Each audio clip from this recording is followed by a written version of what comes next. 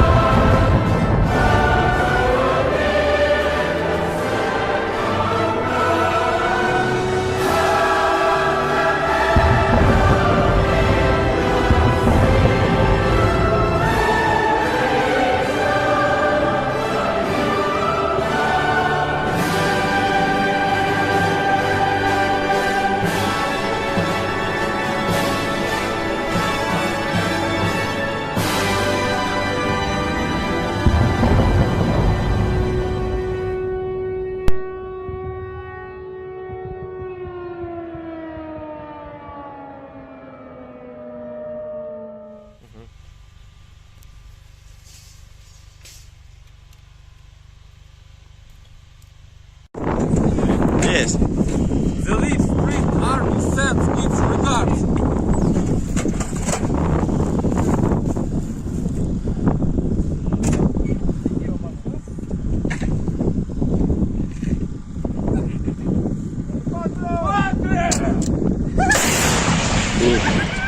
Русский военный корабль. Предлагаю сложить оружие и сдаться. Русский военный корабль, иди нахуй.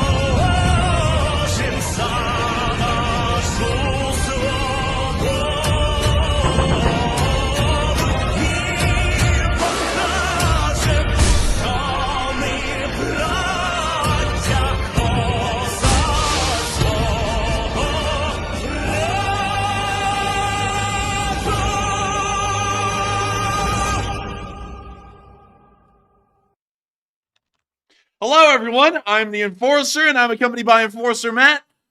And good evening, folks. It's Enforcer Matt, and welcome back to day 669 of the news. And it's good to see you all once again. And also, Merry Christmas to you all the critters of the LSA. And of course, we are going to be covering the past 24 hours of the news of the war in Ukraine, the last 24 hours before Christmas Day here in the United States. I have to say that, of course, we'll be having a Christmas address coming out tomorrow at 10 p.m. Eastern Time to accompany all of y'all in the very evening hours of Christmas. At least most of y'all, it will be the evening's hours for. But beyond that, I have to thank each and every one of y'all for being with us the entirety of this year. It's been absolutely incredible and unbelievable to know what the Lee Spring Army has gone through together as a community and a group, and it's incredible to know that all of y'all will be here with us this Christmas and celebrating the holiday with us. We're going to be covering these past 24 hours, the way they have unfolded, at least until the very minute that we were putting together the news about 20 minutes before the stream, and then we'll be rounding out the stream tonight, hopefully with a wildly successful fundraiser. And it's a fundraiser for those soldiers of Ukraine who may not be as fortunate as many this Christmas season. This fundraiser is being run for Revive Soldiers of Ukraine, which is a nonprofit that we've run many times before on this channel, but is one that takes a little bit of an extra tone, especially with Christmas being just hours away here in the United States. And also, Christmas has already reached Ukraine as far as it is right now. It's 3 a.m. in the morning for them, and Christmas is already here. Some soldiers of Ukraine, over these past 24 hours, have ended up giving their lives, and not only that, their limbs, into the defense of their nation, and their Christmas is not going to be as jolly and as bright as many people's Christmas will be, and especially many people here in the Lee Spring Army. Some of these soldiers are going to be in the hospital over Christmas Day, trying to recover from traumatic injuries that they sustained fighting on the front lines to defend Ukraine from the Russian Federation and their illegal invasion of the nation.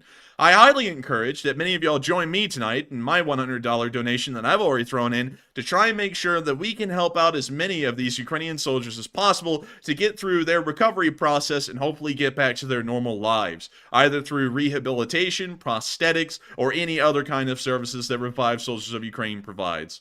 It's something to always remember that while we cover this news on this channel in a very bright and happy tone, fundraisers like Revive Soldiers of Ukraine are for those soldiers that stories end in not so bright, not so happy tones. And it's always important to remember that while Christmas is a time of great joy and, of course, giving and goodness to all mankind, it's also a time where we'll see that some soldiers will be having a much rougher time, and I'm sure that the Lee Spring Army can pull together and help them out even during this Christmas season. But moving on into some major news today, and it's something that honestly seems like the title is almost completely clickbait. Even when I was writing it tonight, I felt like it was a pretty wild title. Our title tonight is that the Russians can't fight any longer. And while the Russians are still fighting on the front lines right now, we are getting very clear indicators right now from the central government of the Russian Federation that they are now open to talking about a ceasefire and possibly an end to the war, mostly due to the Russian army being in a process of collapse right now on the battlefield. The Russian army has been fighting for nearly 2 years inside of Ukraine and has sustained nearly 350,000 dead over the 2 years of fighting. From what we understand, the Russian casualties have started to become so high, and also the expenditure of economic power and also manpower has started to finally wear down the Russian government to the point that this ceasefire is not being entertained as a temporary one. It most likely will become a peace treaty that will end the war, and that's if the Ukrainians entertain it, and largely the terms of this peace treaty are something that both parties can agree on. We're going to be covering that here in a bit, but I want to make sure that we talk about the frontline situation throughout most of the front, because it does appear that it seems as though the Russians are kind of giving up, and also it seems that a lot of spirits of goodwill and kindness is not inside the Russian army, at least over these past few hours. And also, how in the world does someone throw in a super chat? That's what I want to know. I was looking at that just a second ago. It was Old Buzzard, by the way. I don't know how that came through because the super chat button is not available for me. And also, it's a fundraiser night, so it shouldn't be there. But, you know, I guess thank you very much, Old Buzzard, even though you were supposed to put one in tonight. I don't know how that worked, but thank you. And thank you for the support, Old Buzzard. I'm actually going to probably try and throw that in here in a little bit during a question segment as a donation. But still, thank you for the support. And I don't know how that happened. But anyways, moving on into our first bit of frontline news today, we have heard that the Ukrainian forces are continuing to push out of the town of Krynky and on into the Zelenskyy forest, with the support of Magyar's birds, which continue to provide a large amount of air support, destroying Russian forces before the Ukrainian infantry even get to them. And we got to see a clip right here of a large video of a lot of destroyed Russian vehicles in the area around Krynky. Here we can see some kind of a armored personnel carrier that's burning inside the tree line. Закінчується. Справу зроблено, горить добротно. Коли вони вже займаються, то горять вони всі, в принципі, однаково. Цей не був виключенням. Як ні в чому не бувало. Ну, але... Добре. Свіжачок. Горить не боре. А на ранок спалена БПМ-ка хробаків. Так що буде як з тими буханками, побачите вид землі десь на хробачому каналі. Зупиняються, вон підари падають з нього. And we see them destroying a large multitude of Russian vehicles across most of the front line. Magyar said, Merry Christmas to you, orc. Heavy boom. Вже його ганяє.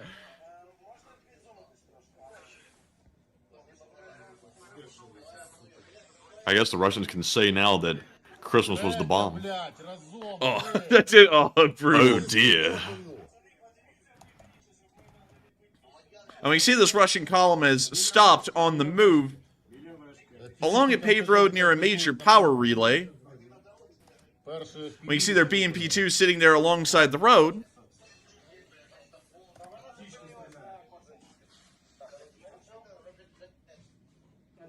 Де наші? Де наші?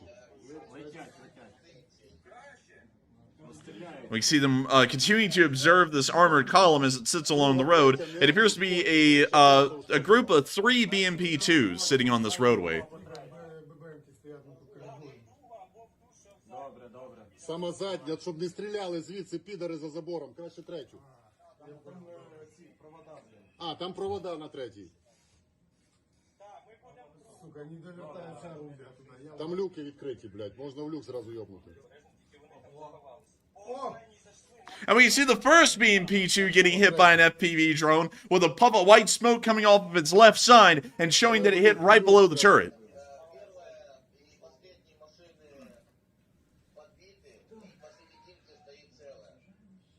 Коротше, у Кринках та околицях не скучно. Але цей робочий момент підсвітив суто анонсиком. Потім окремим матеріальчиком зроблю, бо зараз треба працювати, ніч попереду. Всі завантажені хробаками зверху. We can see here the two BMPs left continuing to move down the road as Joe Little throws in a $300 donation to the fundraiser. Hey, let's go. Вам у стрічку утилізація засобів пересування хробаків. Заходим. Ой, гарно. Also, we got another super chat somehow. I don't know how that worked either. How in the world? Добре. Well, thank you, Rick, for wishing us a Merry Christmas. I think we'll just throw all of the super chats we're getting into the fundraiser because I don't know how in the world those are coming in. Падабу! And they got a Euro 4320 as well. Вписка. Дивимося ближче. Трошки там щось займається. Димок розвіюється. Яке дупло! В сторону. Ooh. Робаче, ти вже звідси ніде не дінешся. Але ж треба допрацювати. Двигуна задірявило, але хробак не спав. And we see another supply truck becoming a target. Дивимося ззовні. Нана! О! Оце друге діло. Hitting the right side and appearing to knock out some of the crew compartment doors. Чекаємо до розвідка. Що там у нас? То вже зовсім...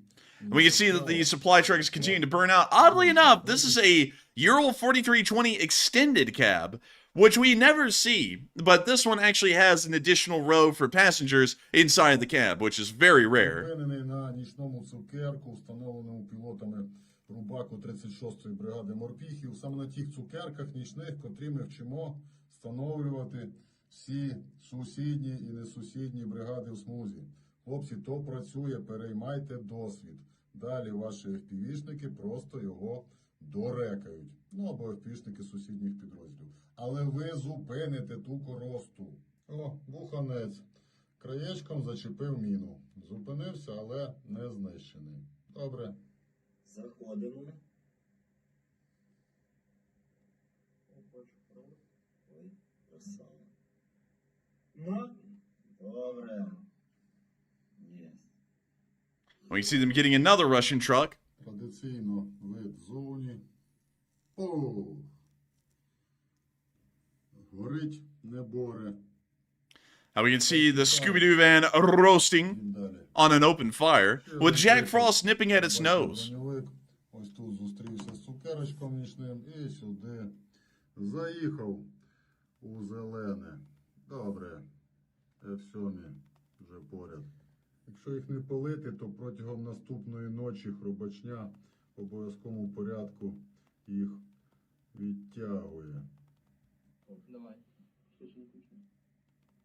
Ай, добре. Дивимося ззовні. На! We see them getting another Russian truck. Гарно. Very nice. Луснув. Ось треба допалити. Роздивляється. Бачимо, що броньовик поки не зайнявся. Хоча й отримав чітко вписка. Вилітає наступний F7 птахів Мадяра, але вже не сіллю удара, а сіллю в тому числі й дорогу. We see this Russian armored car. I believe that's actually an Akhmat. По розмірам не Ахмат, не Буран, не той Урал, їхній стільки у них тої техніки. Але і на Тигра не дуже смакує. О, але зверху є для нас певна шпаринка.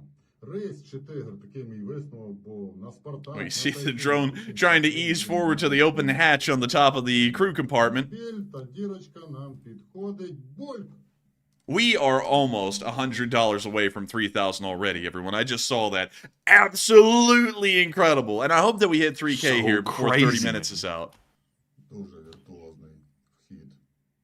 З глибоким проникненням. Man, it's always the broken English bots that come in. The Ukraine is done. It's as the Russians are literally going, I think we might have to end the war because we've run out of people. Нема броньовика. Як хрен Do you think they're celebrating Christmas in Russia at this point, or are they celebrating the premature defeat day?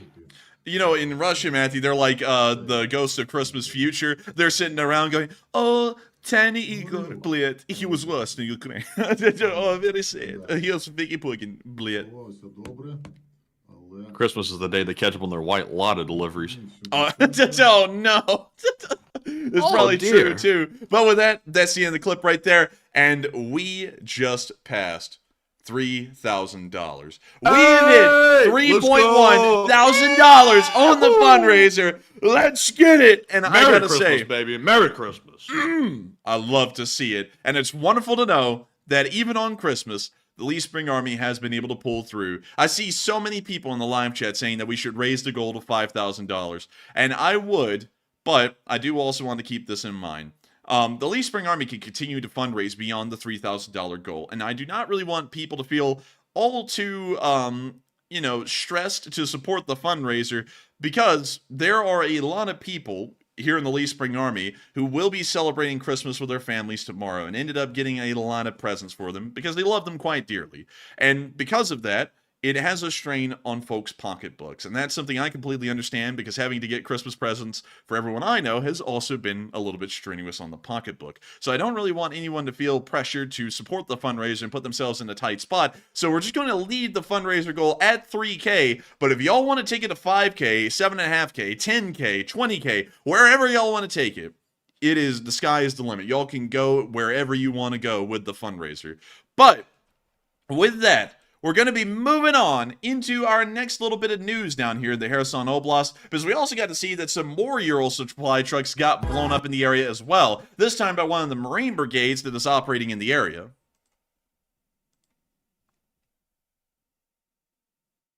And we can see them coming right down onto the hood of the KAMAZ. And we can see the aftermath. They mangled that metal, I'm telling you. Like, put it through a grinder. Look at that windshield wiper going berserk, too. But anyways, beautiful to see, Blade. Beautiful to see. With it, that is the end of the clip. But I'm happy to see that the Ukrainians are continuing to hit Russian logistics very heavily. Moving on from that and into our next little clip, we also got to see a possible JDAM strike in the area of the Kherson Oblast. We haven't been able to confirm that it's a JDAM, but it was a very powerful explosion.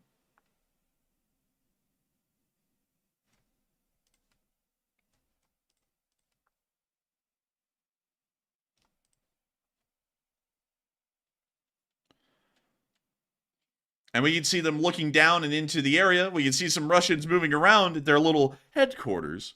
And I have a feeling that heads are about to spin around the quarter, because these guys are about to get slammed by one of the biggest bombs we've seen used in the area so far. Damn. The Israelis called up to the Ukrainians and said, would you like to increase the size and the yield of your bombs? And the Ukrainians said, yes. Oh, yes. Dude, the Israelis are looking at this and they're going, my boy, he's all grown up. Wow, I'd like to see it. But also, it's a very good thing to know that the Ukrainians are using whatever they have available. It may be a JDAM, may not be in the area, to try and make sure that the Russians are having a kind of a bad Christmas. Of course, we want everyone to have as best a Christmas as possible, but the Russian soldiers, on the other hand, they're probably going to get the short end of the stick. But we're going to be moving on from that for a moment, because y'all know that 2 days ago, the Russian Air Force had one of its highest loss days in the war beyond the first month, having lost nearly it wasn't nearly, it was exactly 3 Su-34 fighter bombers over the area of southern Kherson.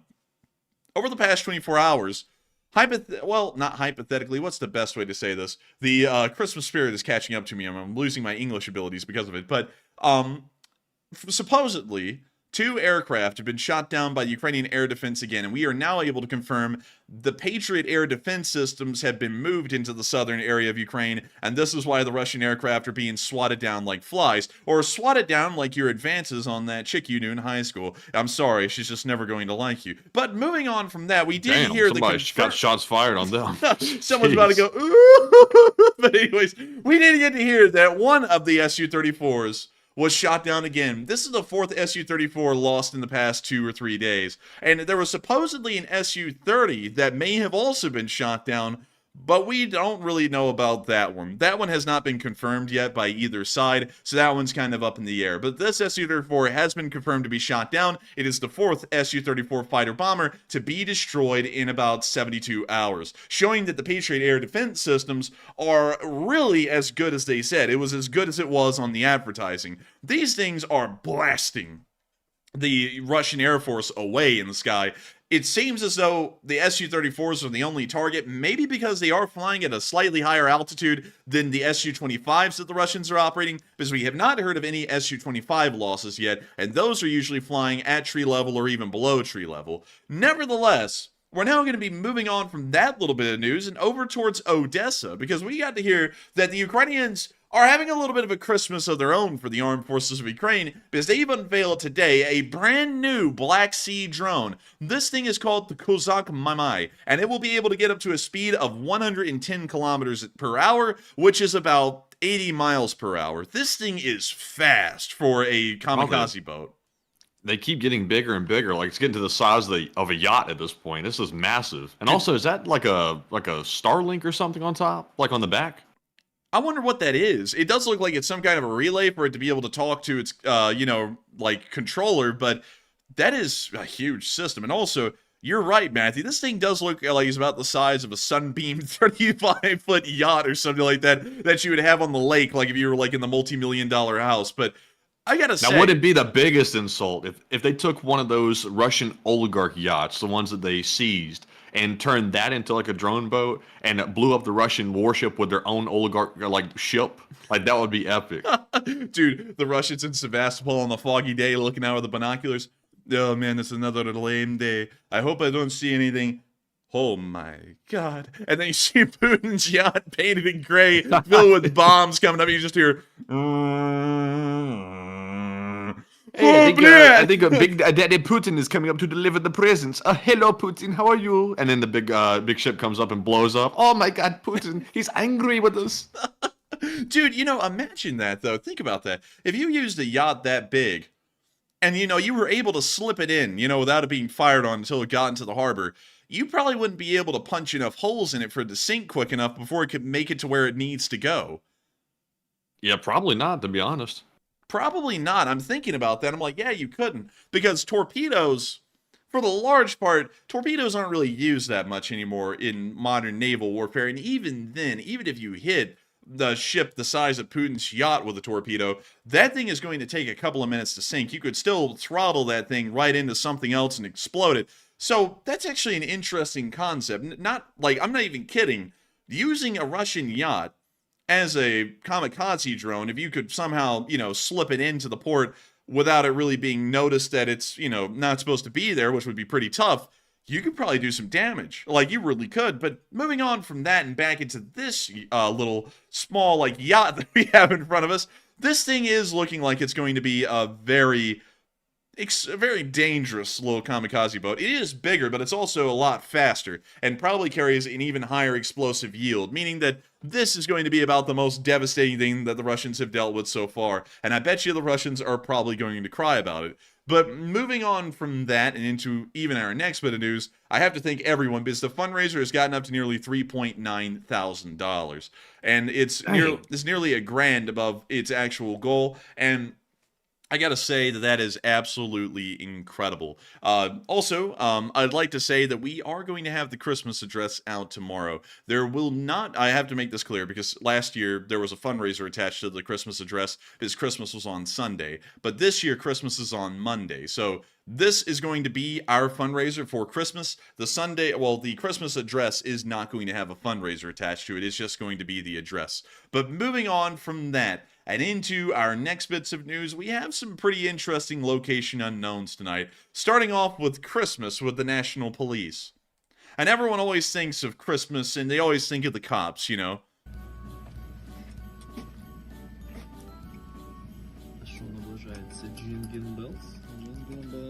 He said jingin' bells. Man, them bells be jinging.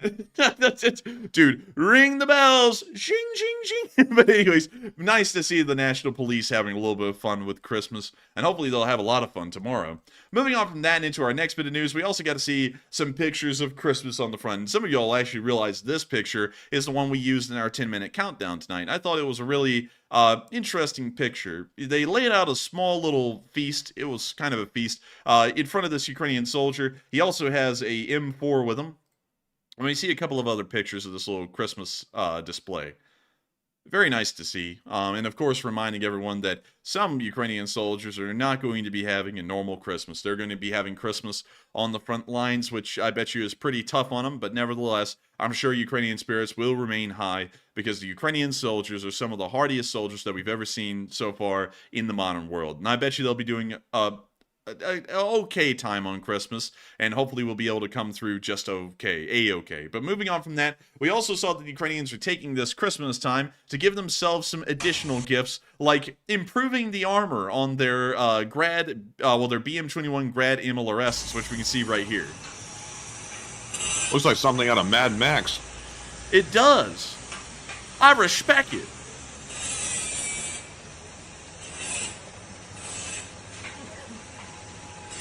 And they're out here grinding on that metal.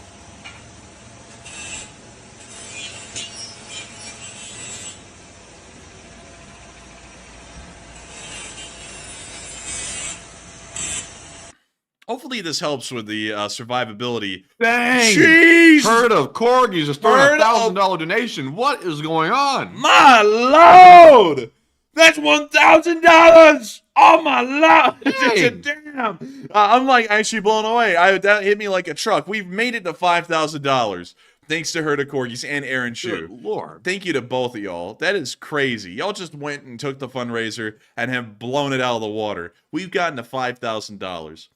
I'm telling you, that is insane. And this is what the Lee Spring Army is about. And that's why we are going to have a Christmas address out for y'all tomorrow at 10 p.m. Eastern Time. Because I've got to talk about the amazingness of this Lee Spring. Oh Good my Lord. God. Do you see that? Do you see that? $3,333 from Channel Legend Howell Rose. That is the largest one of the night, by the way. I don't even have to say that. That is huge. 3,000. It is, of course, Hal Rose's favorite number. $3,333 by Hal Damn. Rose. That just took the fundraiser to $8,388. My lord, y'all. Let's Y'all are go. Y'all are, I'm like trying to take that in. That's shocking. That's huge. Y'all are blowing away this fundraiser on Christmas Eve, and I got to tell y'all are really making it Christmas for a lot of Ukrainians over there. And everyone is always talking about Christmas is a season of giving and goodness to folks around the world. And I got to tell y'all this. One thing is that we tried to film the Christmas address today. We actually ended up not having a good enough take. But one thing I kept on saying during these failed takes was that Christmas is really what y'all are all year round. Christmas is a special time of year where people always emphasize giving and being kind to others. But the Lee Spring Army is always doing that. Both each other here in the Lee Spring Army and to Ukrainians across the seas through these fundraisers.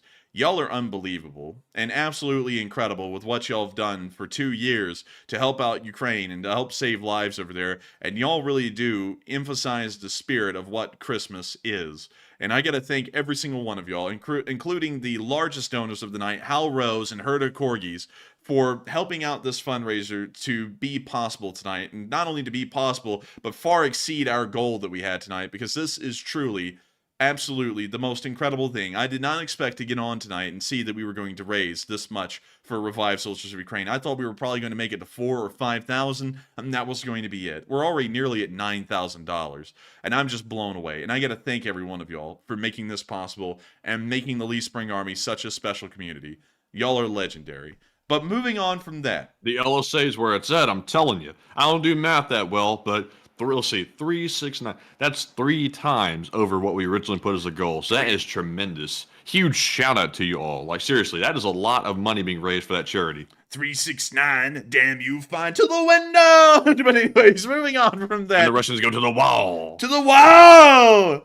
To the sweat drop down my PTR. Down! But anyways, moving on from that and into the next clip, we got to see some rats in a Ukrainian soldier's bed.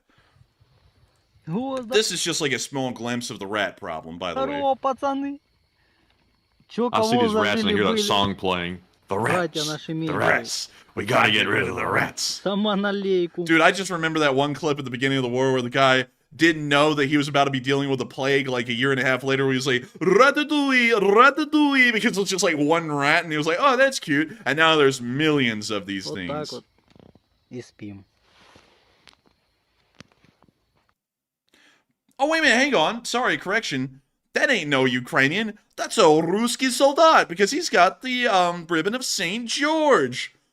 Well, Well, hell, he had to build a home with the rats. He's Dude. like sleeping with his mates. Dude, he's just sleeping with his bros. He's just down there chilling with them. But still, got a lot of ratatouille.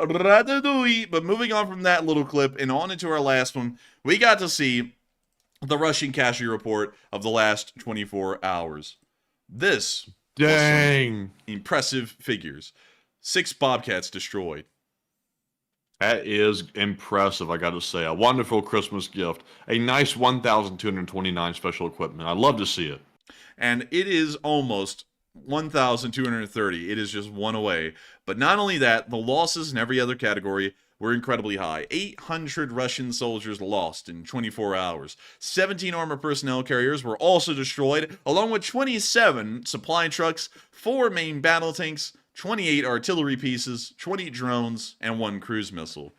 All in all, it was a very good day for the Ukrainian defense, but something has kind of hit me today looking at these casualty reports is that these are 800 Russian soldiers that died literally just hours before Christmas it came to being for them in their time zone.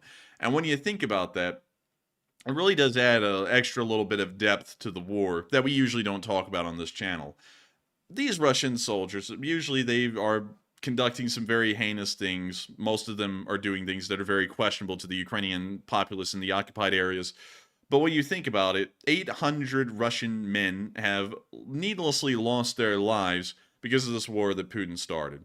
And when you think about that, 800 of these guys are not going to see Christmas. And that's that number right there. And before that, yesterday, it was 1,100. And before that, it was, I believe, like 970. When you think about it, this war is a terrible thing for the Russian people. And sadly, not a lot of them have woken up to that realization, and Putin is more than happy to make sure that it stays the way that it's bad for the Russian people. But when you look at these numbers, it is an amazing thing to see that the Ukrainians were able to thoroughly destroy the Russian armed forces today. But it's also a little sad in a way, because you sit there and think, if the Russians had just not invaded Ukraine, these 353,000 men that they've needlessly had killed would have never marched into their own deaths over these 2 years. But moving on from that, and also another thing, You're Taking My Life is correct. They don't celebrate Christmas on December 25th. They celebrate it on like January at some point. Like I think it's like January 8th or something like that. It's a little bit later on down the road. But nevertheless, when you really think about those loss figures, and of course we are always cheering them on because it's important for the Ukrainian side that these numbers continue to stay high. It means the war will come to an end, and we will start to see what we're about to be talking about literally right after we get off this casualty report, which is that the Russians are going to possibly be trying to end the war because they just can't carry it on any longer. But all these people have died for really no reason. I mean, if the Russians lose the war, their deaths were completely in vain from a Russian perspective. And it's kind of wild. It's actually crazy to think about that, especially because of the context that for the Ukrainians, Christmas is happening right now. And while that's happening, 800 Russians didn't even get to live to see the Ukrainian or the Western Christmas. But moving on from that, and on into our major news of the night, I got to take you all to Twitter for this, because this is something that was very large, and something that we also put on our Twitter. I actually didn't put it on the map, but let me make sure to get to it. Let's see here. Let's see. Hang on. Stand by. It was either on the homepage or somewhere, but I gotta go find it. I'd be dipped. How in the world did I not save it? I saw it, and I was like, yep, that's the big news of the day. Let's see here. Was it the nuclear thing? It wasn't the nuclear thing. It was the Russians openly talking about ceasefire. I don't know where that went. Let's see here. Let's see. Oh, wait a minute. Hang on. Here we go. It wasn't on Twitter. This was actually the New York Times, because I usually try and find a good way to get a picture for my thumbnail. And while I was doing that today, the New York Times said Putin quietly signals he's open to a ceasefire in Ukraine. And it went over how in the world he's quietly signaling it. And it also went over the rumors that we've been hearing that Ukrainian and Russian negotiators may possibly be talking about an end to this war. Now, talking about that, we kind of got this from the large picture. The Russians, and we're about to be going through this here in a moment, but the Russians are losing every single offensive that they're conducting right now. And when I say losing, they're not making any ground, and they're losing hundreds of soldiers every day on every offensive. They're not making any ground anywhere. And the Russians have been so thoroughly depleted over this entire war, there really is no way for them to be able to conduct any more offensives. It really is just going to be them running their soldiers into a meat grinder and maybe killing a few Ukrainian soldiers for each one of theirs. Well, actually, for every, like, at this point, it's like 5 Russian soldiers that die, they'll end up killing 1 Ukrainian soldier, and hoping that over time they can play a numbers game and end up killing off most of the Ukrainian fighting age men and then take over the country. That's kind of what the Russians are looking at right now as an offensive strategy. And that is one that is going to be a losing strategy if they ever try and implement it. They've tried, and it's failing miserably. We're hearing that they probably want to try and end the war, but we also haven't heard that they're willing to make any concessions, because we know that the Ukrainians are probably going to try and fight the war on until the very end, until it's no longer possible for them to fight it, to retake critical ground like that of Crimea, Kherson, Zaporizhia, and the Donbass as well, and really restore their 1991 borders. But the Russians, on the other hand, won't be able to keep fighting on that long from what we're telling. Ukrainian offensives are ending up being more successful than the Russians. We're only seeing 1 Ukrainian offensive at the moment near Krynky, but they are making progress each day, little by little, which is something that we're not seeing on the Russian side anymore. The Russians are making no progress, no matter how many troops they dedicate, no matter how much equipment they have, because the commanders are incompetent, the training is poor, and the soldiers have literally no morale. We may actually hear here in the future that there are publicly open and official peace talks in between the Ukrainians and Russians, and if the Russians actually agree to give up territory, which I think the Ukrainian demands will still be for them to restore their original 1991 borders, if the Russians agree to that, this war will be over. That means something else as far as this channel goes.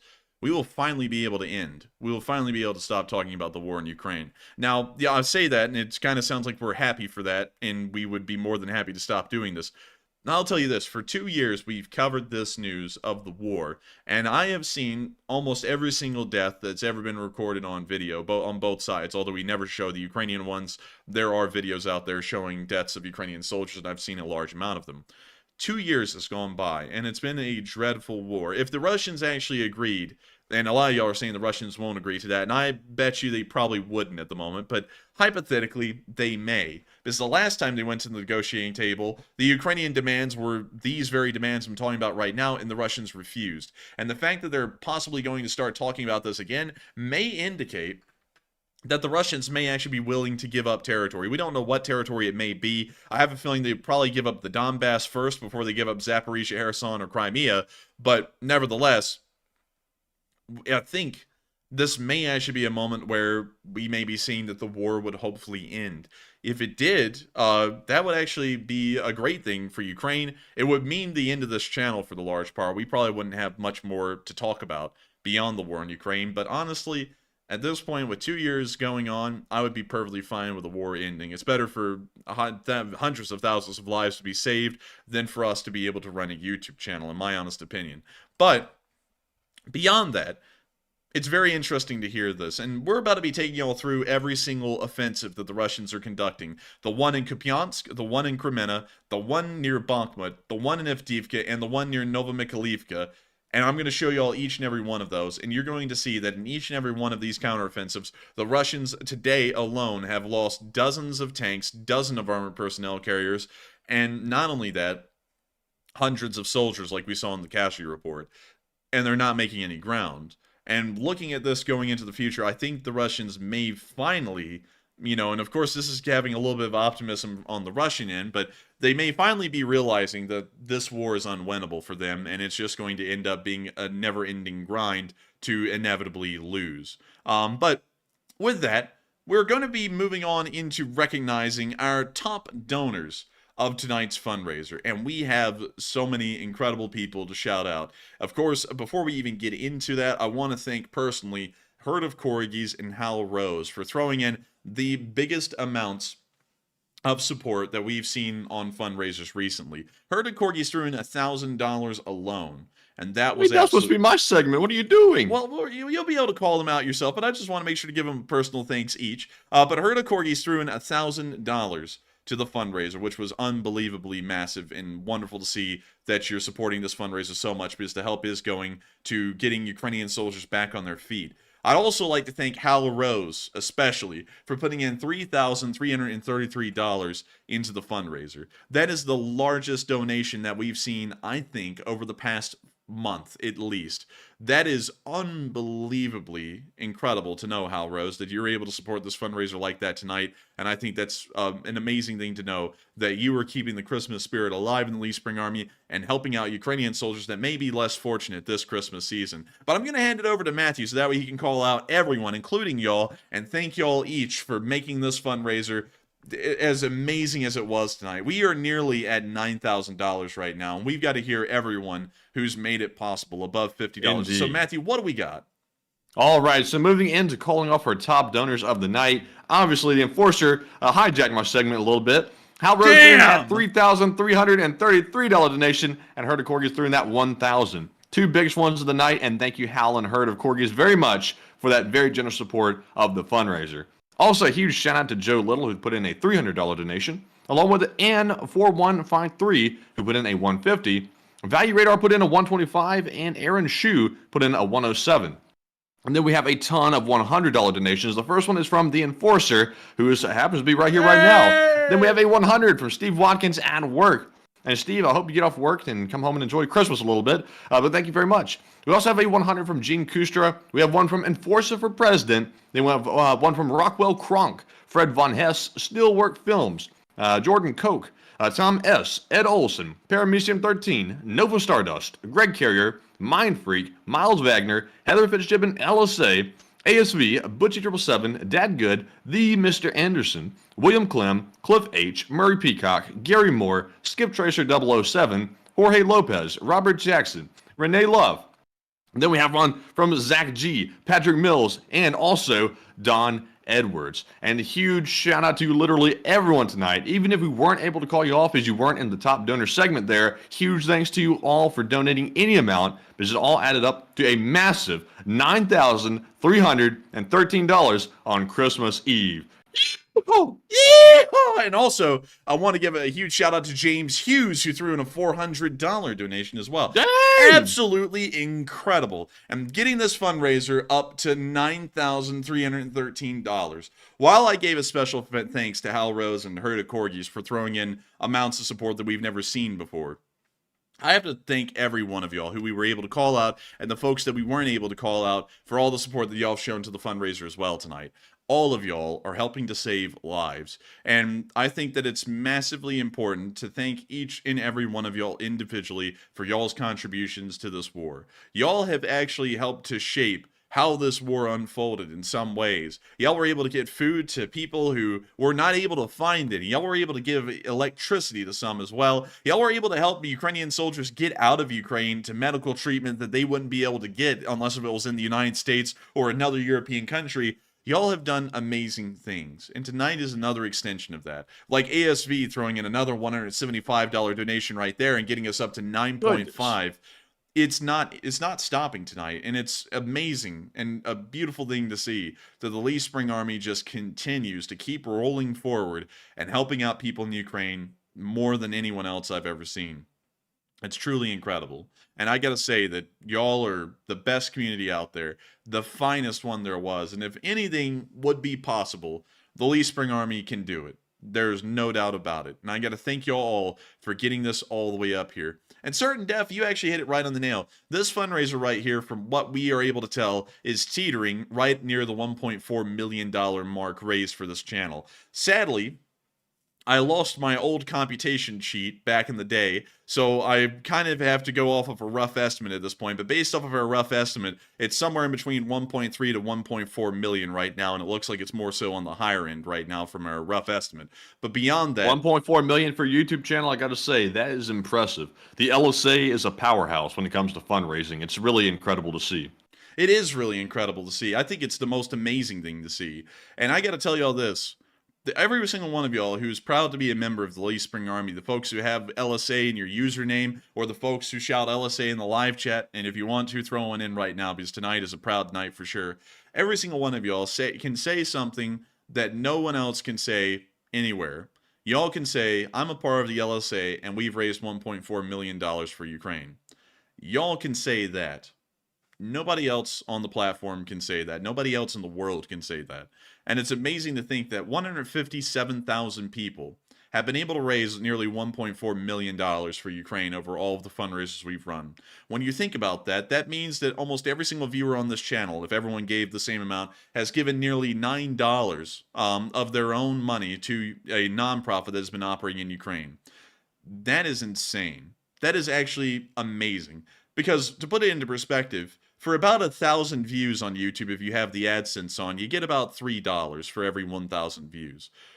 But instead of, all of our viewers, for 1,000 viewers we have, y'all have given $3 to a nonprofit in Ukraine, y'all have given $9. That's amazing. That's something that no one else can even get close to doing. And it's all because of y'all. Y'all are very special. The best community out there. And I know that I sound like I'm kind of brown-nosing y'all, and it probably does sound like that.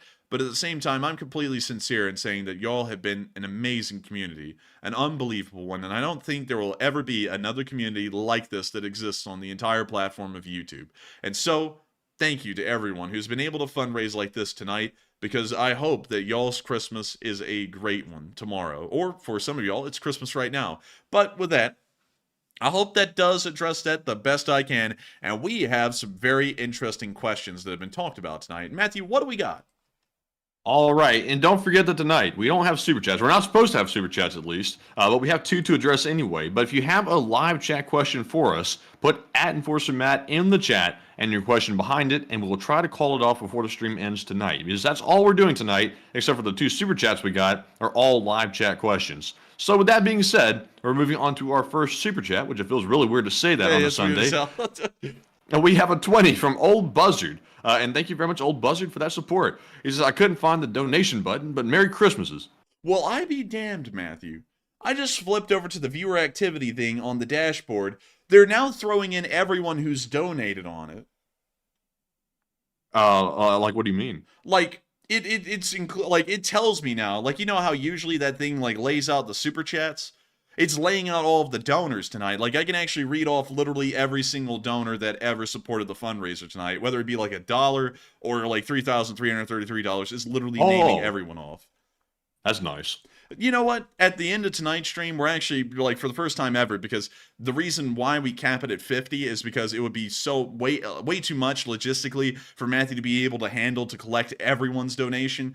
At the very end of tonight's stream, I'm actually going to read every single one of y'all off, even if y'all have only thrown in $1 or so, because I want to thank each one of y'all individually, especially on this Christmas, this Christmas Eve. But huge shout out to Mandy Carroll as well, who threw in a €50. And also, to get to the first super chat, the first of 2, which I don't know how we got them, but we got them. And thank you, Old Buzzard, for wishing us a Merry Christmas, and I'm going to put that in later on in the stream as a $20 donation to the fundraiser to make sure that we put everything tonight towards the fundraiser. Tonight, we don't make a cent. We don't make a cent on ads. We don't make a cent on sponsors. We shouldn't be making $1 on super chats either. Tonight, we work entirely for free to make sure to get as much help to Ukraine as possible. So we're going to be making sure to send that little super chat over to the fundraiser.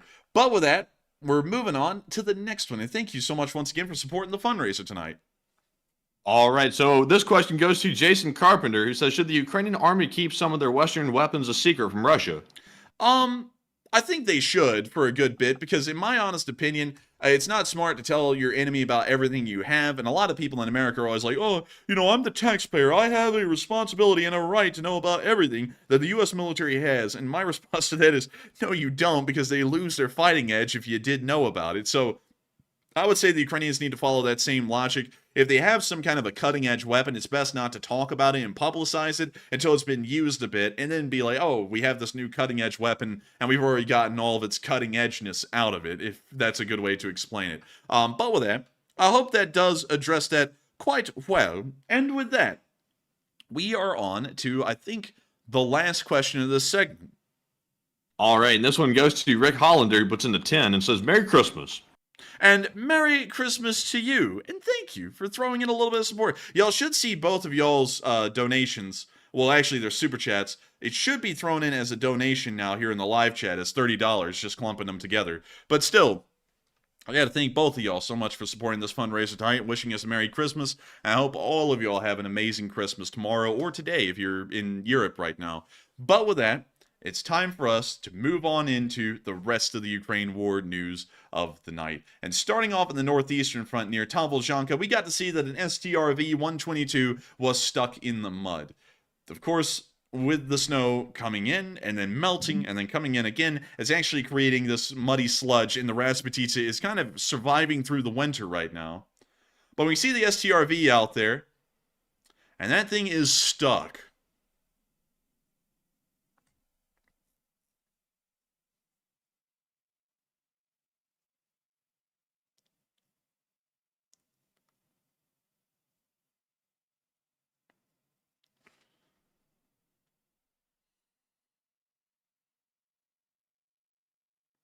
And now we can see the SCRV finally getting out and hopefully getting on its way, but that mud up there is incredibly tough stuff, I've got to say.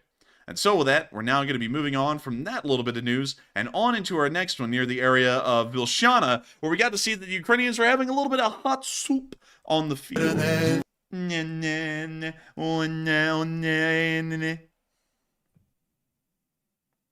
We see them having just soup. It looks like borscht, actually. Looks pretty good.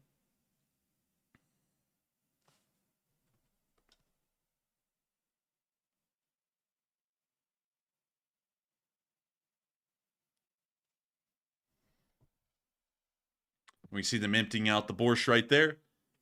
And look at that. That actually looks like some pretty good stuff right there. I'm not going to lie. And hopefully they get to have a filling of it. You know, it's good, a good little filling of it.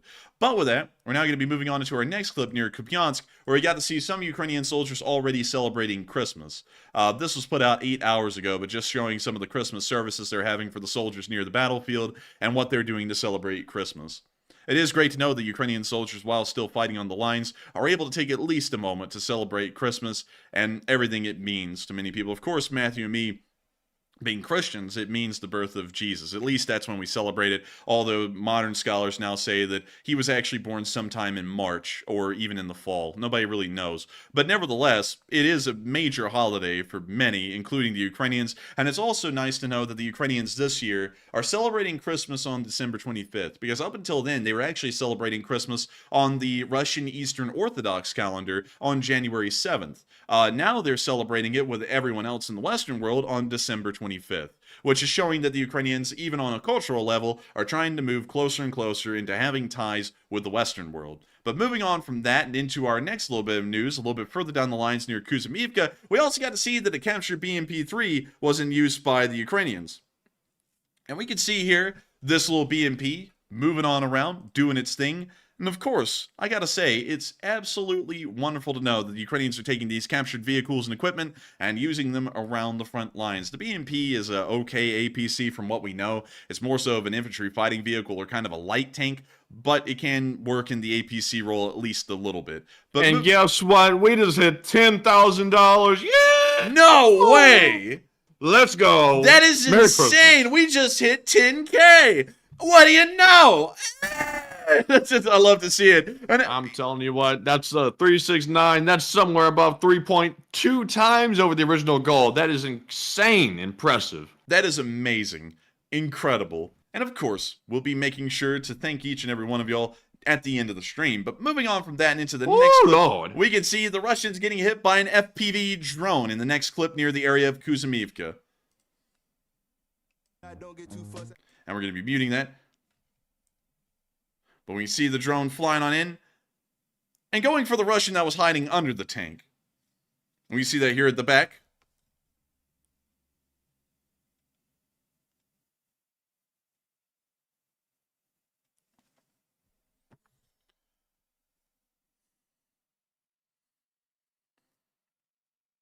We see him now trying to hide under another vehicle.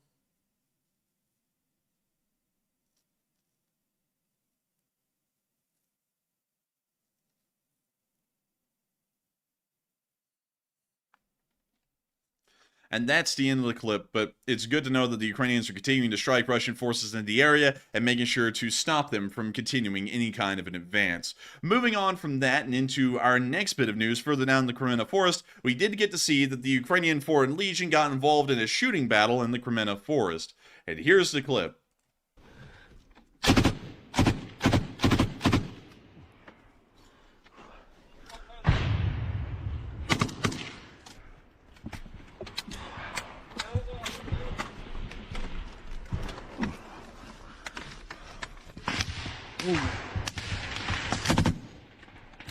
Okay, back in, yeah. Back in.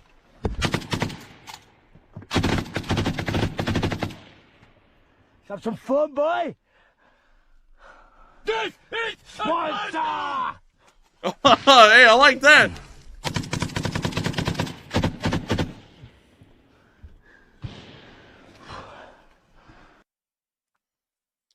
See them there. Now the camera's cut. 4 days in. I'm letting my boy have a go. Go, boy, go, go, go. Right. Get in there, lad. Get him, boy. All right, boy. Come on, lad. Good. Right, let me have a look. Another day. Look at the camera, lad. This is Sparta! They did it again.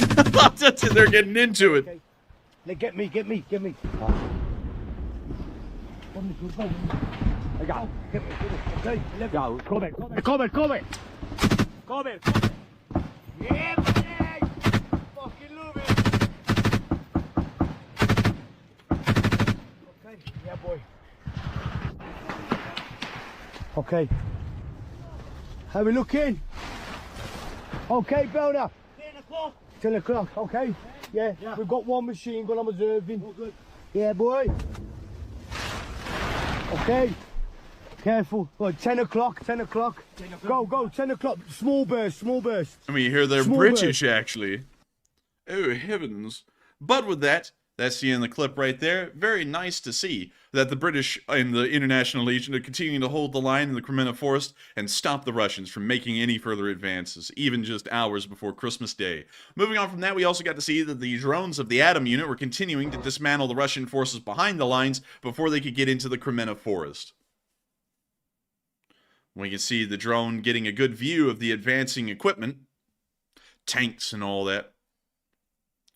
And it appears that the column is led by 2 main battle tanks and then followed up by BMP-2s.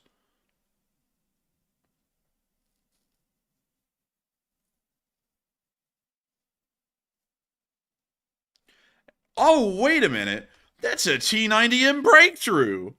Oh, buddy, I bet you that thing's about to have its side hole broken through by an HEGM. I'll put money on it. That's going to be one of the tanks destroyed. And here comes the first drone.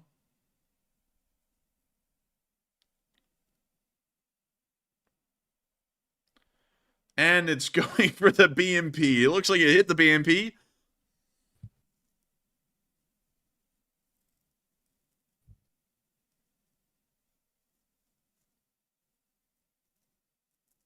And we can now see them hitting another BMP. It looks like they're actually going for the APCs first, maybe prioritizing the destruction of the infantry over the supporting tanks. We can now see this one coming down on a BMP. Well, actually, it flew over an abandoned BMP-3, and it looks like it's going back for it. Now, realizing that it's a pretty high-value target, BMP-3s are quite rare at this point in the war. But it continues to circle around. We can actually see another BMP-3 right there. There's actually 2 BMP-3s on this one road. That is incredibly rare to see. Man, I gotta tell you, Matthew, the bots are coming in hot tonight. I haven't seen this many bots even when it was high a few days ago. It's a ton of bots. It's a lot of Christmas bots. And also, by the way, we forgot to address the poll if you want to address that real quick. Oh, dang. We'll make sure to address that here in just a few seconds because the video is about to end. But we can see the drones continuing to do their work, striking at them Ruski soldat. And also the Red Carolinian. I hope you have a great night and Merry Christmas as well. And of course, we hope to see you for the Christmas address tomorrow. And we can see the next FPV drone coming down into the back of an MBT and taking it on out. With that, that's the end of that clip. Very good to see that the Atom Group was able to destroy a lot of Russian forces before they were able to commit to the lines in Krymna. But most importantly, a lot of y'all have been talking about how Russian yachts, we kidded around about this a while ago, but the Russian yachts doing their thing, they could be used as kamikaze drones, like in a big way. But Matthew, what have people been saying about things like that? All right, so the question says, should Ukraine use seized oligarch boats as their new kamikaze marine drones? 71% said yes, that's beautiful justice. 19% said no, it'd be too large. 6% said I guess so, whatever. And 4% said unsure. And I think it'd be beautiful justice. I say use the biggest boats they can find and ram it right into the side of the Russian warship and blow the hell out of it. Excuse me, I almost said something nasty there. But I say send in the bombs and blow up the ships. I'm telling you. Damn the torpedoes, I'm telling you. But Enforcer, what say you? Oh, man, I'm telling you. I say take them and blow them up. All of our yachts keep blowing up. But nevertheless, I'd agree with the majority of y'all. That'd be pretty interesting to see one of those things get used like that. But I hope that does address that well, and we are on to the next one. And that's it. That's it. Right back to the news. Oh, damn. Anyways, moving on into the area of Rubizhny, we got to see that a Russian soldier was very unhappy and begun to curse Putin. We have been informed of his suicide. But anyways, here's the clip. I'm just mobilized. I'm in the Donetsk direction, near Marinka. OPSEC already violated. What would we like to say to this government? Look at these bastards. When we're fighting here, when we are rotting in the trenches, they are wearing 23 million ruble necklaces on their butt, and they boast about it. How do you even understand this? Comrade Putin, Comrade Shoigu, damn it, what is this supposed to mean? Are we effing sitting in the trenches for these mother effers? Samuel L. Jackson just entered the chat. I'm tired of these mother effing bureaucrats in this mother effing Kremlin. But anyways, will you tell us when the term for our military service ends? Convicts who were sent to fight Ukraine, you effing pardon these effing murders, and so on. We've been effing rotten here with mice in the trenches for a year and a half now. When will this end for F's sake? Effing Putin. Shoigu! When will all this effing end? We're effing sick of it. Where is our effing army that you've been telling us about for so many years? Bitch! That's it. I support this kid. Sasha who dared to effing say everything. Where the hell is our army? Effing Putin. Shoigu, damn it. Where the F is our army? Are we effing fighting for these bastards? For this Filia Kirkorov? For this Iliva? For this Sobchak? This... Oh, whoa! Whoa! Dude, he was getting hot and spicy up in that thing.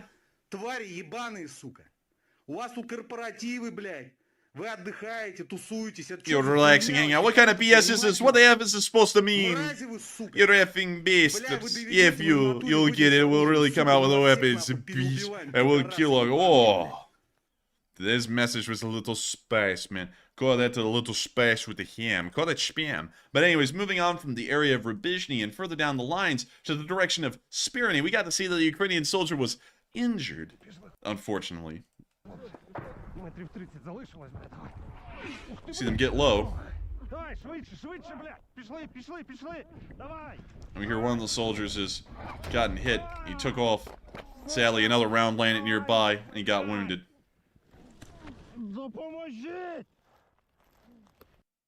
But with that, that's the end of the clip right there. Very unfortunate to see, but nevertheless, wounded soldiers like those are the ones that we run fundraisers like Revive Soldiers of Ukraine for. Very unfortunate to see, but once again, reminding us why these fundraisers are important. Moving on from that and into our next clip near Fedorivka, we also get to see an Archer SPG firing at the Russians in the area. Oh, classical music. We'll love to hear it.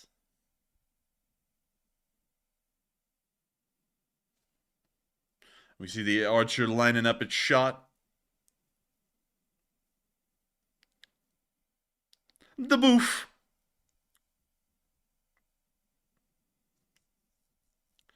And that's the end of the clip. But hey, I love to see the Archer getting a little shot off here and there. And you know what? The Russians are not doing? Getting shots off in Avdiivka. They're taking shots, and not the ones at the bar. They're just getting lit up. You know, left, right, and center. All that kind of stuff. We also got to see a HIMARS delivering Christmas in a very festive way.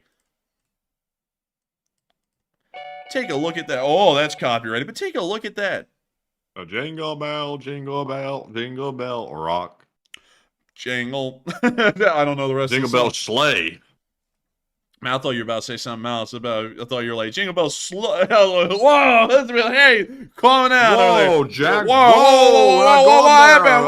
What do you mean? What a minute, Jack. What the hell is going on around here? But anyways, moving on from that, we also get to see the Russian Aerodivka in a car. I bet y'all love it. Вот сейчас проезжаем место, где КамАЗ, мы показывали. А сегодня с утра, подожди. А сегодня с утра 2 танкиста тут собрались. И, по-моему, а вон уже херачит, вон он херачит. А по этому танку сегодня дрон херачит. We see that dragon's teeth. Все уже проебали. Вот промышленная зона опять. Впереди. Факт тот, что безалаберность. 2 танка поставили посреди дороги, где летают дроны. И сегодня прилетело в 1 танк. That's seeing that clip. But I gotta tell you what, it doesn't look good back there. It looks kind of chilly and unfun. And hey, you want to know what's really unfun? Being in Russian on the receiving end of a 20... Oh, actually, it was a little too unfun for the Russians. We can't watch that one. But we can watch this one. Look, it's corn! But we can see the Bradley They firing got on the that Russian. freak on a leash, and they're not letting him off anytime soon. Man, dude, the city's got an ordinance against freaks. They have to be leashed. But anyways, moving on from that clip. Very nice to see. We're moving on into the next one where we also got to see another Bradley. Another one firing on Russian troops. Ooh, dang.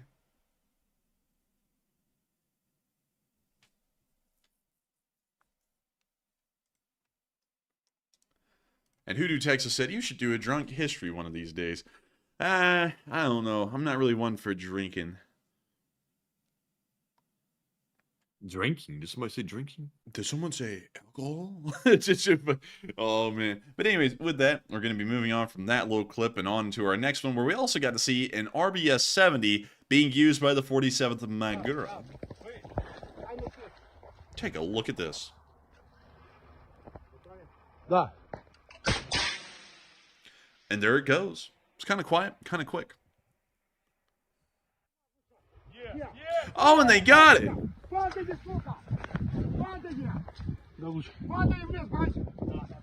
Падай, Иван! Падай! Падай вниз, пішла, падай, є влучання! They sound happy. We see the 47th call sign there at the end. Yay! And with that, we're now moving on from that little clip and on into our next one. A little bit further down the lines near Avdiivka, where we got to see the Ukrainians hitting on a Russian infantry column. They said, damn, looking like there's a wide surprise. And then they smacked it. That's it, but we can see them here watching the Russian column advance.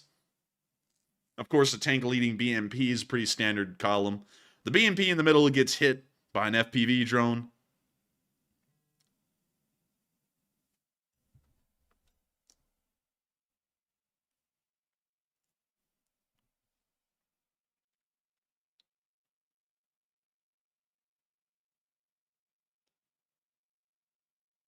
And with that, that's the end of the clip. But nice to see they were able to hit one BMP and at least somewhat disable it. Moving on out of the area of Avdiivka and a little bit further down the lines, we also got to see that near the area of Marinka, the 79th Airborne, or Air Assault, was actually dropping some bombs on those Russians.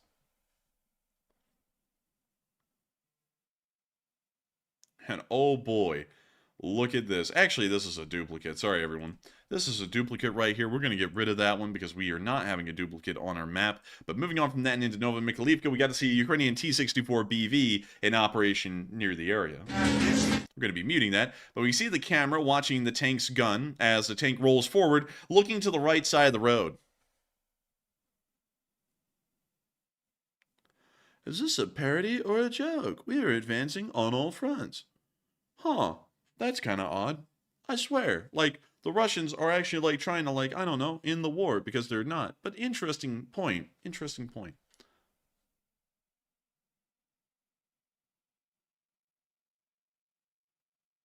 We see the T-64BV just laying out the Russians.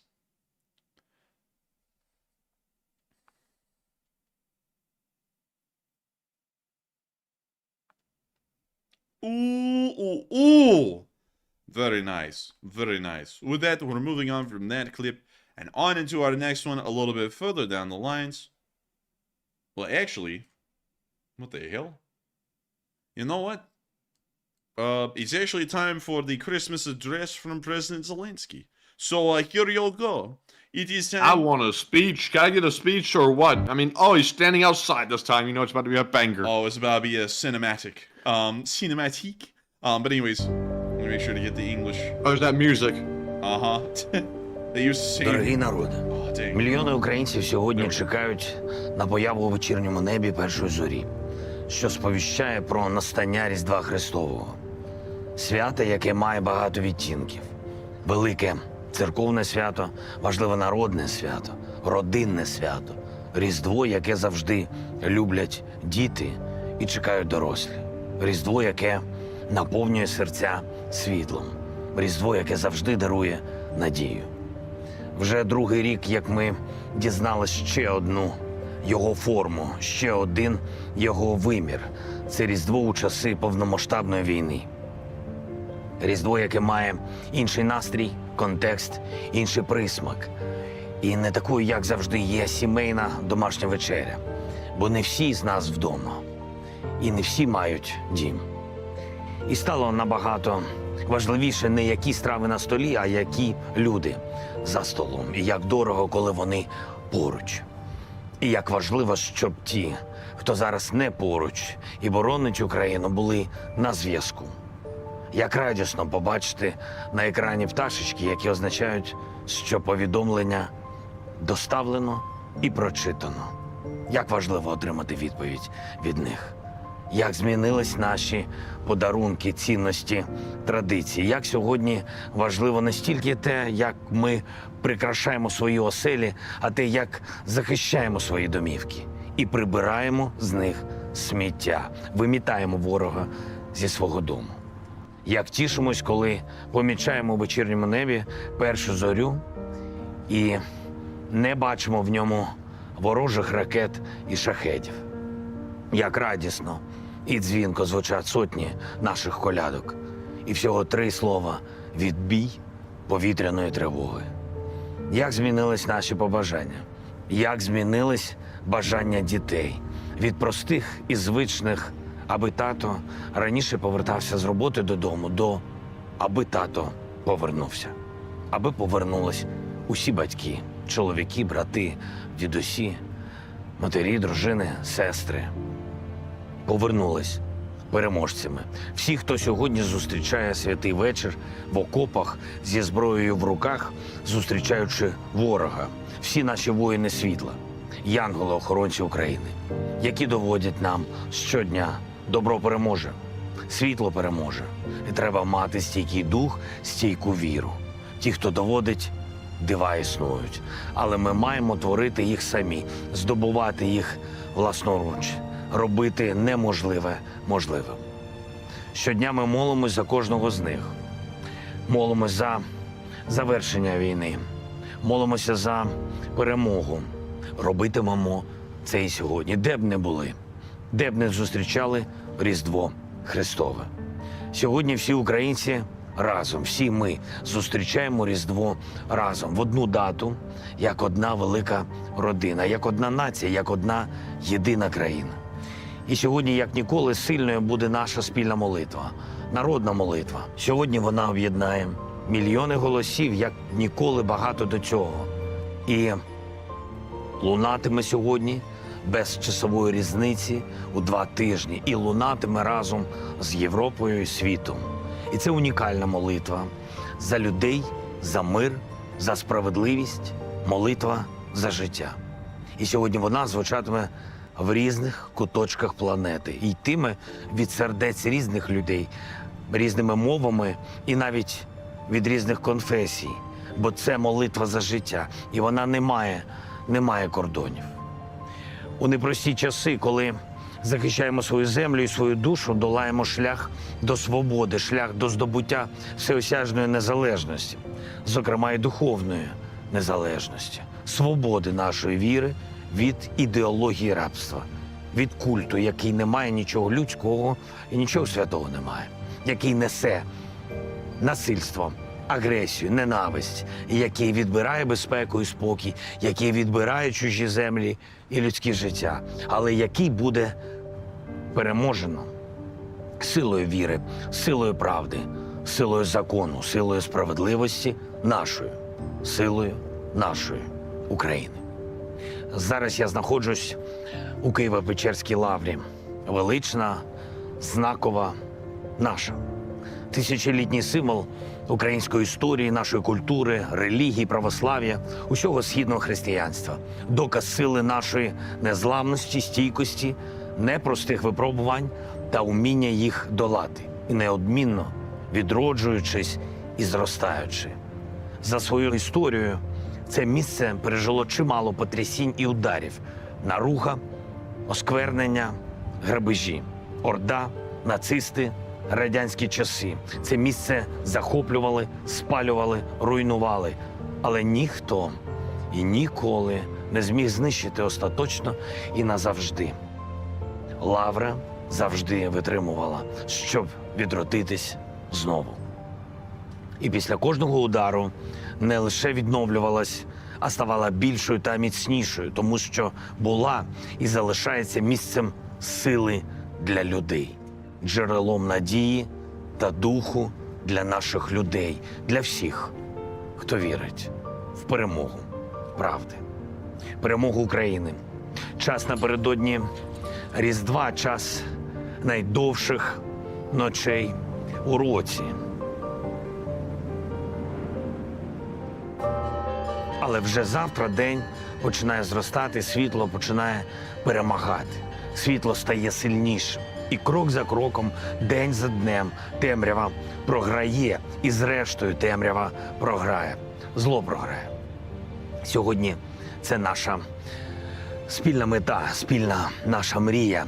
І саме за це сьогодні наша спільна молитва. За нашу свободу, за нашу перемогу, за нашу Україну. За день, коли всі ми зможемо зібратись вдома у мирний рік, мирного Різдва і скажемо одне одному: Христос народився.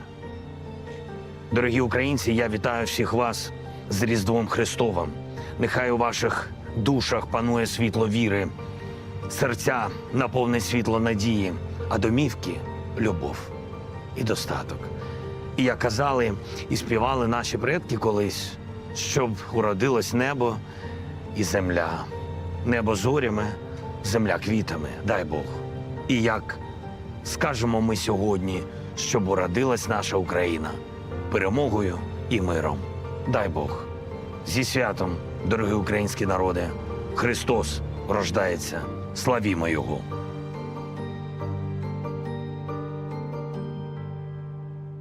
And Hiram Slava. And Hiram Slava. And with that, that is the end of the speech from President Volodymyr Zelenskyy and the end of our news segment tonight as well. Before we move on into the second segment, where we're going to be answering live chats and talking about polls for about the next 30 minutes, I want to thank all of y'all tonight for making this an incredible Christmas Eve. Not only did this stream reach an amazing peak of 4.6 thousand viewers, one of the highest viewed streams and live viewer count that we've had over the past month and a half, we've also been able to raise $10.6 thousand for Revived Soldiers of Ukraine. All of this together is making tonight a historic night in the Lee Spring Army, and certainly making this a Christmas Eve to remember for many Ukrainians whose lives have been permanently changed by the war, but hopefully we'll be able to mend it as best as possible through this fundraiser. We're going to be moving on into the next segment of the stream, covering the polls and the questions for the next 30 minutes. We'll then be rounding out the stream, and, of course, getting ready for the Christmas address tomorrow at 10 p.m. Eastern Time. And I hope that all of y'all are there for that, because we'll be getting to talk to y'all about the entire last year of the Lee Spring Army and the Enforcer channel. But Matthew, take it away. All right, so calling off our top donors since the last time, we have a $50 donation from Mike Smith, Mandy Carroll, Stephen Malek, Turbo Wolf 9 million, Mark Young, Super Bunker 9000, Butchie 777, Axel K, BC Skyman, Darius Taylor, and also S. And those are all the top donors since the last segment, and you've gotten us up to $10,616 in total. So a big ol' and Merry Christmas to every single person that has donated, and even if you didn't donate tonight, Merry Christmas to you as well, because every single viewer on the channel helps the channel keep running and helps us keep fundraising for even higher amounts for Ukraine. So big thanks to you all. And of course, thank you to every single one of y'all once again. But let's make sure, because I'm going to make sure to thank all of y'all tonight, each and every one of y'all personally. Let's make sure to save that for a little bit later when I thank all of y'all. And we're going to be moving on into those polls. And so with that, what do we got, Matthew? All right, in this poll right here, the only one we have says international pressure is mounting on Ukraine to agree to a peace deal with Russia and end the war. And what are your thoughts? 66% said never accept peace until Russia falls. 19% said Ukraine should start hearing proposals. 9% said only if conditions get worse. And 6% said unsure. And on this one, in my opinion, there is no reason why Ukraine should not at least hear proposals. They don't have to accept the deals, and all they have to do is simply show up and listen, and maybe they can get some more intel about Russia or their future plans. But to me, I don't think, being so hardline to the point you won't even listen is a good thing. Now, the odds of Ukraine accepting a peace deal is probably slim to none. Maybe less than, 2% or something like that, some small number. But at least Ukraine can get an idea of where Russia is standing, and also that would send a message to Western allies that Ukraine is thinking on a logical basis. So, to me, that's my opinion. But, Enforcer, what say you? I would say that the Ukrainians should possibly hear some proposals, because hearing them doesn't mean they have to accept them. It's just seeing where the Russian mindset is right now. Because if the Russians really are willing to give up Crimea, Kherson, and Zaporizhia to end the war, I mean, that's not that bad. That's actually getting somewhere. Of course, I don't think they should end then. I think they should keep the war going until the Russians are willing to give everything up and just withdraw. But I think that it actually would be better to probably hear some proposals. It doesn't mean they have to accept any of them, though. And they can continue to fight on until the proposals become what the Ukrainians want to hear. And so with that, I hope that does address that well. And I see a lot of people in the live chat right now are saying things. Oh my lord, Nicholas Condor just threw in a 500 Canadian, getting the fundraiser up to $11,093. We just passed $11,000. That is insane. That is crazy. Absolutely nuts. And of course, I'll be thanking everyone again later on tonight. But with that, getting back to what we were talking about, some people are under the premise that if the Ukrainians even hear peace proposals, they have to accept them. You never have to accept peace proposals. You can just hear them. And I think it would be best to hear them so that way we know where the Russians are and if the Russians would really be able to give up anything. And BC's kind of said, don't believe they will give up anything without force. And I'm pretty well into that mindset. But it's always good to hear what they are going to say instead of just assuming, because who knows, maybe they could go to the negotiating table and the Russians go, let's just status quo antebellum this thing and let's just go back to 1991 borders. There's like a slim to none chance they'll say that, but they could also say, let's just cease fire and keep the borders where they are and just call it that. And then the Ukrainians will, of course, go no, and the fighting will go on. But it's still better to hear where they're at to see if it is a real proposal. Of course, however, if the Russians lean all of this on to even get to the peace talks, there has to be a ceasefire in place. The answer to that is no. The fighting will go on. But that's how I'm looking at it right now. And so I hope we address that poll well, and we are on to the next one. All right, and moving into our live chat questions, while I have a massive voice crack there, we have one from Nova Stardust, who says, do y'all think that the Russians would honor a ceasefire without trying to keep some occupied territory? I think the Russians probably would... Wait, reread that one again, because I think I'm misunderstanding it. They said, do you think that Russians would honor a ceasefire without trying to keep some occupied territory? I think the Russians would honor a ceasefire because at that point, their armed forces most likely would have stood down. They wouldn't be in any kind of a fighting condition, and they'd most likely be withdrawing. Unless if there was a clear sign that some of them weren't, and they were intending on holding some territory. But that would be a violation of the peace treaty, and the war would not end. So, with that, I hope that does address that the best I can, because I think I'm understanding that correctly and how the question was supposed to be asked. And also, I see someone say, Robert Osrick, say, you guys don't know the Russians. Very good. That's a little interesting of a statement to make, because I've been doing this for 2 years, talking about the Russians for 2 straight years. And also, I read a lot about the Russians and how they acted in Chechnya and in Georgia as well. So I have a pretty good feeling I know how the Russians act, but that's kind of like saying, I'm gonna like someone has cheated on me with my wife. I'm just gonna go take a shotgun and blast them both just because. Instead of trying to figure out anything or handle it logically, before you do anything rash. That's kind of like doing that. That's a little too rash of an idea to me. It's better to hear what they're saying, because even if you don't accept it, at least you know where they're at right now. Well, I saw something in the live chat. I saw that comment from Robert about you don't know the Russians very good. And I also saw one from Robert Johnson that said all Russia can do is lie and deceive. Just look at their history. And I'm of the belief of this. Ukraine is smart enough to see through the Russians' lies. They've dealt with them long enough to know what they can do and how they're going to try to deceive them. Russia is not like a level 10 genius or something like that. None of their politicians are. None of their negotiators or diplomats are whatsoever. Their lies and deception are pretty see-through most of the time. So, they're not going to suddenly start duping Ukraine just by sitting down at the negotiating table. And in fact, Ukraine is going to go there under the impression that they're going to do anything or Russia is going to do anything they can to try to get an upper advantage over Ukraine in the negotiation. And they're going to lie and try to deceive them to do that. So to me, it never hurts to sit down and negotiate. I've been saying this for forever, actually. I've been saying this for the entire time I've been on this channel. It never hurts to sit down and negotiate. It's not going to waste anyone's time. Even if you come out with no deal, you've at least come out with some type of insight as to what the Russians are really thinking, as to how they're going to move forward in the war. You never know. The Russians might show up and be so scared and, scared that they're going to lose. They might end up trying to, come to some secret agreement. Like, if you don't say this publicly, we'll back off of all these areas and stuff like that, as long as we can try to save face. And the goal here is to save lives, not to necessarily be the biggest ego in the room. So, to me, it's a big benefit to sit down and talk.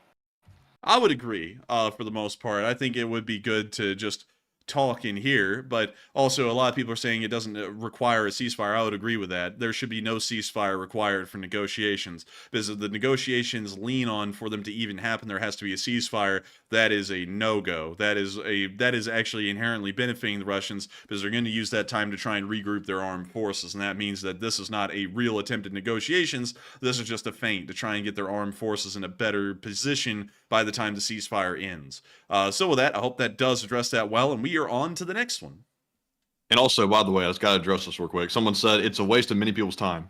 The diplomats don't have anything else better to do, so let them go sit in negotiations and speak. That's what they're getting paid to do. Let them go do their job. To me, it doesn't seem like a waste of time. That's what they're getting paid by the Ukrainian taxpayer to do. So, that's just my perspective on it. But, you can have your own perspective. I understand. But anyways, moving on to our next question. Why'd you say it like that? I'm just saying, man. Dude, I'm just saying. I'm keeping it civil, I get it. I'm just saying. But anyways, I'm being a diplomat myself. I'm not even on the payroll and I'm trying to be a diplomat. But anyways, the next question goes to Jay Casey, who says, do you know how Budanov's wife is doing now or anything on her recovery? We don't really hear a lot about Budanov's wife. Everyone just heard she's gotten poisoned, she's in hospital, and then she just kind of disappeared from the news circle. So unfortunately, we haven't really gotten any updates on Budanov's wife, for better or for worse. So unfortunately, I'd have to declare ignorance on that, because we don't even know if she's out of the hospital right now. But with that, I hope that does address that well, and we are on to the next one.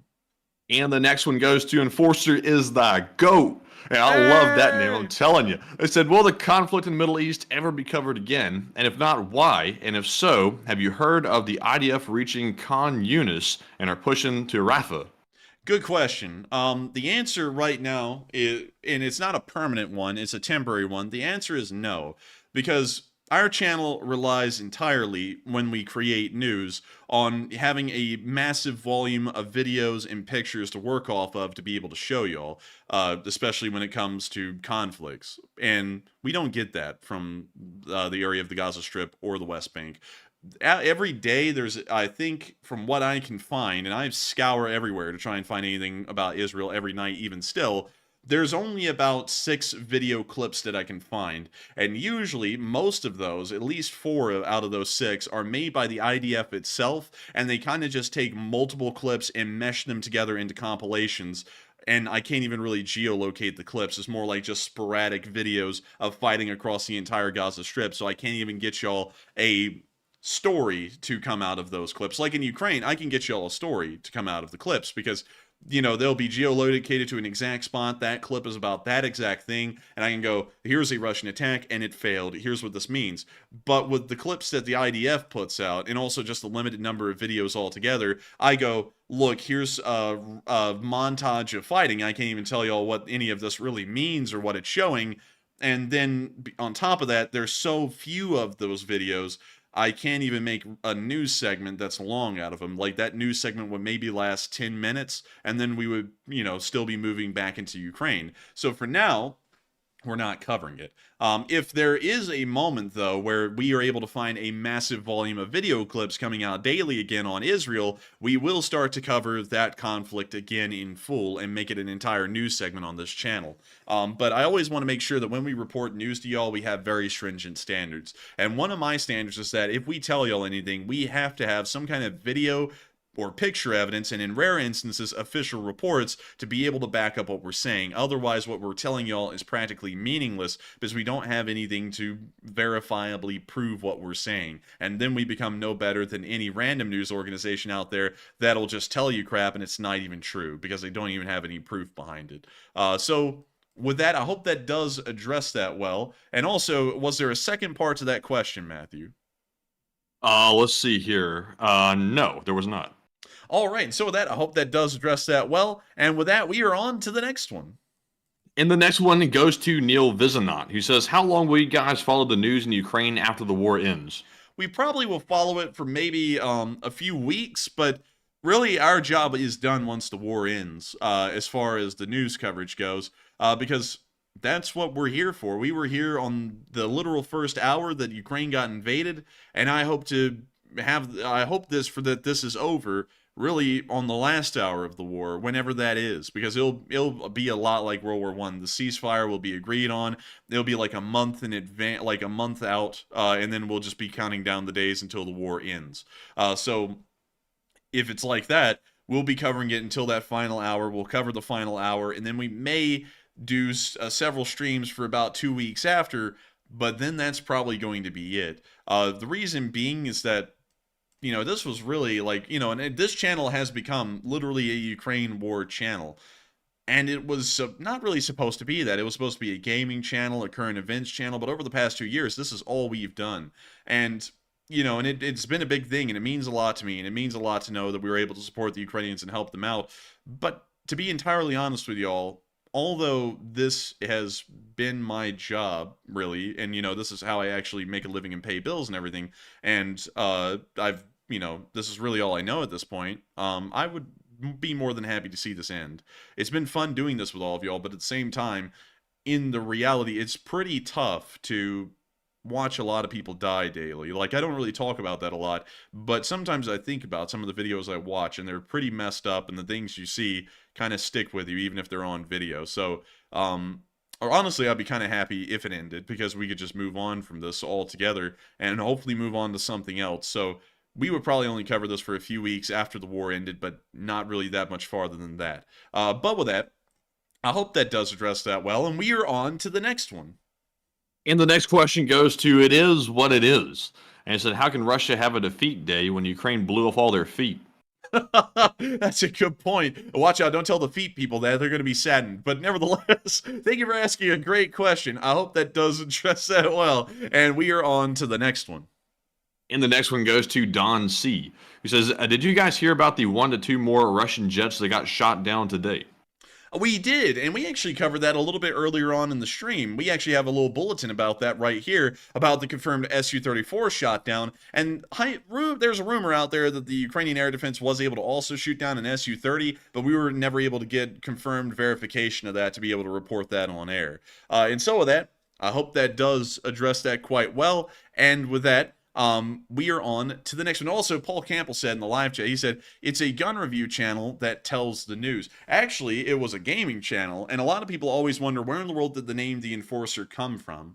That was actually my in-game name on a lot of platforms that I played across.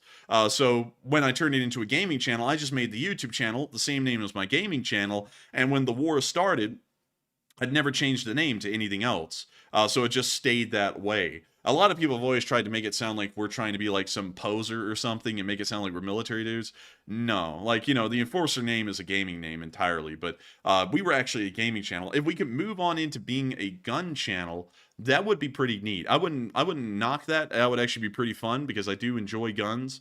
You know, and you know, if you have a problem with that, I don't know, have a problem with it, I guess. But because there's a couple of people who've been very vehemently violent about that, believe it or not, about us doing a gun review at all. But I would be more than happy to do gun reviews and get to talk about firearms in general because they're very interesting and they're weapons of war. And I'm always just fascinated in the history of wars and the weapons that are used in them and the technology that comes out of them, because it's not just weapons that come out of war, it's everything. A lot of our modern medicine came out of World War I.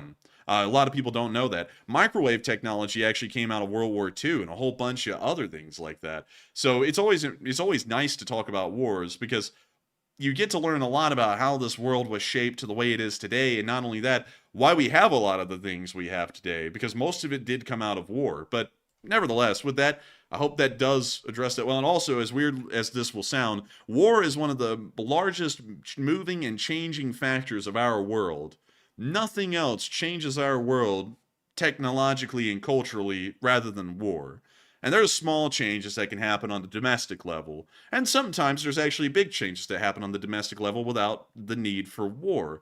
But wars are usually the things that change the world the most. And it's very important to read about them and understand them, not just for the aspect of the battles and the generals involved and the soldiery, but also to see how the world changed because of that war and what happened in that war that would alter the course of history forever, you know, because that's a big deal. But with that, also 420 said, if this channel ends, it would be a damn shame. I don't think we'll ever end, but I know that once this war ends, our Ukraine war coverage will probably not last that much longer. And our uploads, of course, will probably become a little less frequent. Instead of doing it every day, it might be like a weekly video upload. Because if it's like a gun review, it takes a lot of filming time and editing time to put those out. So we would probably be very limited and only be able to put out 4 videos every month. But with that, I hope that does address that well. And with that, we are on to the next one.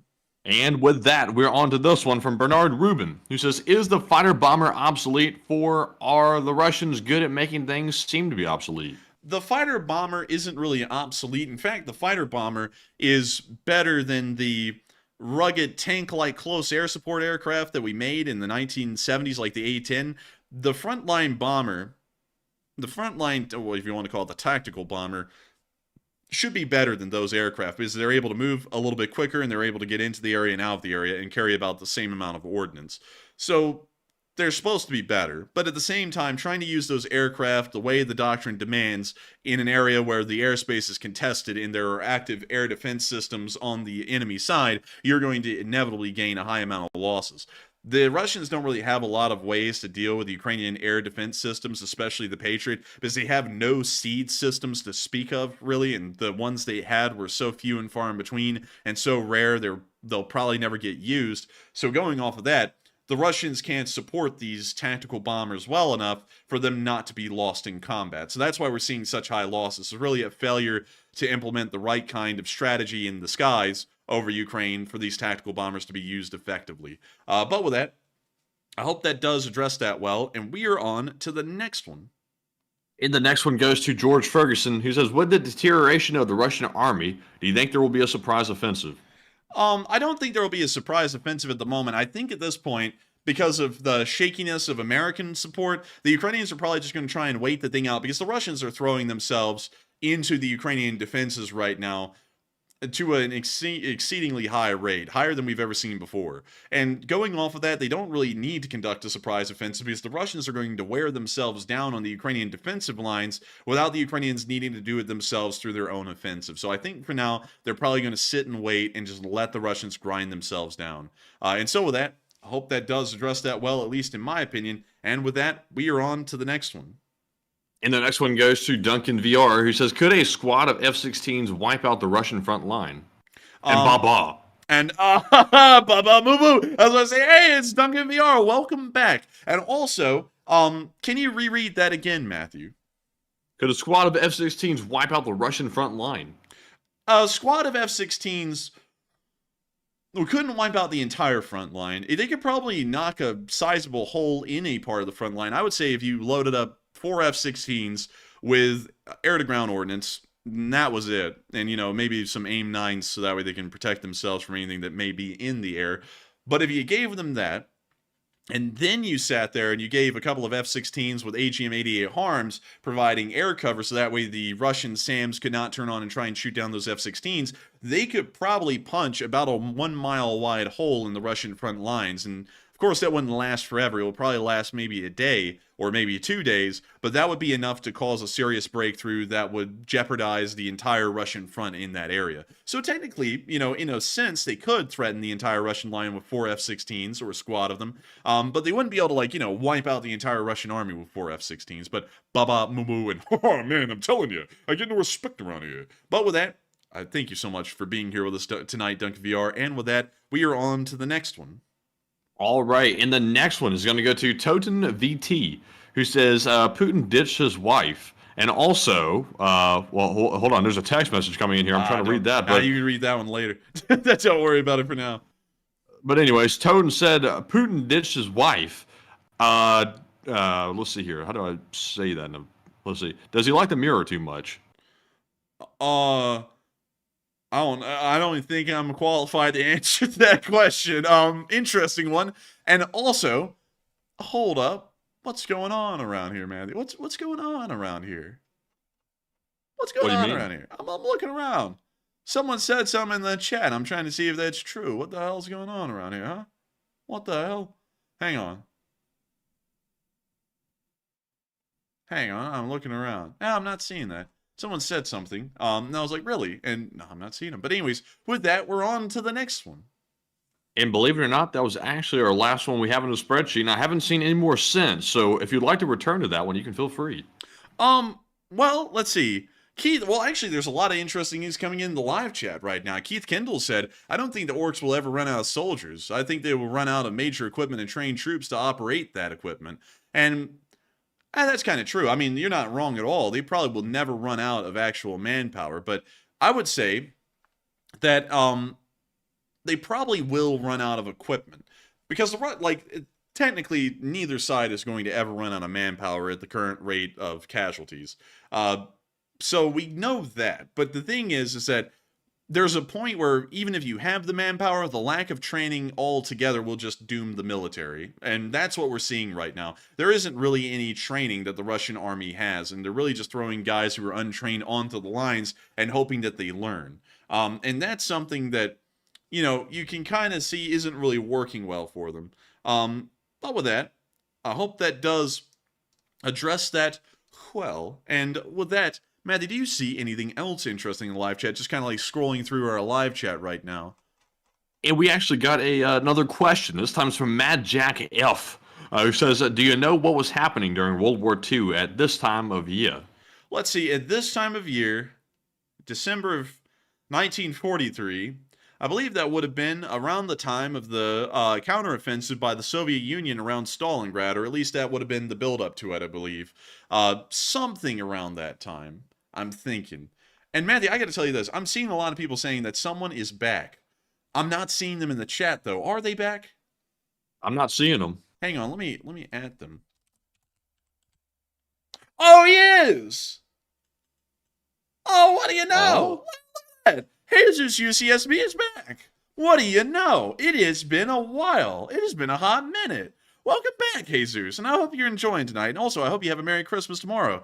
But with that, I hope that does address that well. And let's see here. Thomas Relinsky said, Russia is running out of money to pay death and disability benefits, which is causing Russian women to speak up. That's actually something that has been going on for a little bit of a while, but it's starting to become more serious, and we see that the Russians are kind of being stretched thin on support. So with that, I would agree with you. It's causing a lot of Russian women to speak up, and that's also making the dissent look even greater. But, you know, funnily enough, I think we've kind of stretched out the stream. It's actually somewhat of a short stream tonight, funnily enough, but I think we've stretched this stream out to about as long as we could make it. And so we're actually going to be rounding this thing out. And so good night, everyone, and take care. And we're muted. And that was, Matthew, I gotta admit, Matthew, that was a pretty good stream right there. $10.6 thousand raised. Indeed. Are we actually muted though? No, I literally wrote out that whole thing to you, Matthew. All right, well, with that, I'll see you around, Matthew. Okay, and good night to you all, I'll say. And once again, big thanks for the fundraiser tonight. That was absolutely tremendous, the work y'all did tonight. It was great to be a part of it. And of course, we will see you all again very soon. And Merry Christmas to you all, and good night.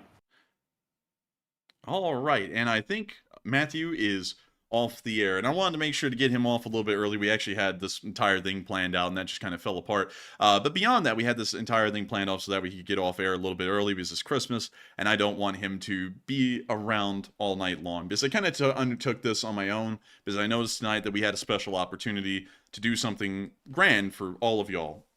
Every single one of y'all has been here tonight doing something that we didn't even believe would happen. We've raised $11,204 for this fundraiser, and that is absolutely incredible to know that each and every one of y'all have done that. Usually, whenever we run these fundraisers, we only get to call off the people who have supported the fundraiser above the amount of $50.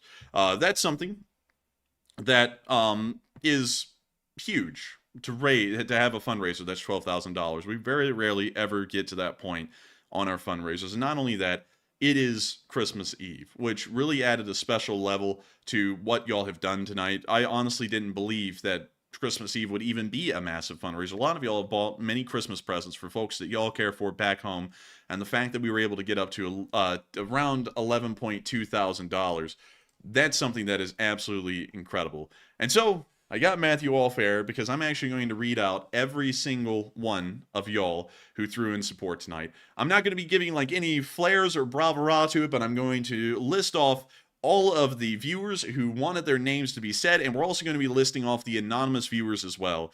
Whenever I call up anonymous here, we will, of course, be recognizing a viewer we don't know. The anonymous viewer is not a viewer. It's just a person whose name does not want to be heard or talked about on stream. But we will be recognizing them because I want to thank every single one of y'all for doing what y'all did. So we're going to start off at the very top with the first donation thrown in, and we're going to round out with the very last donation that was thrown in tonight. So starting off with an anonymous 5. Steve Watkins at work, 100.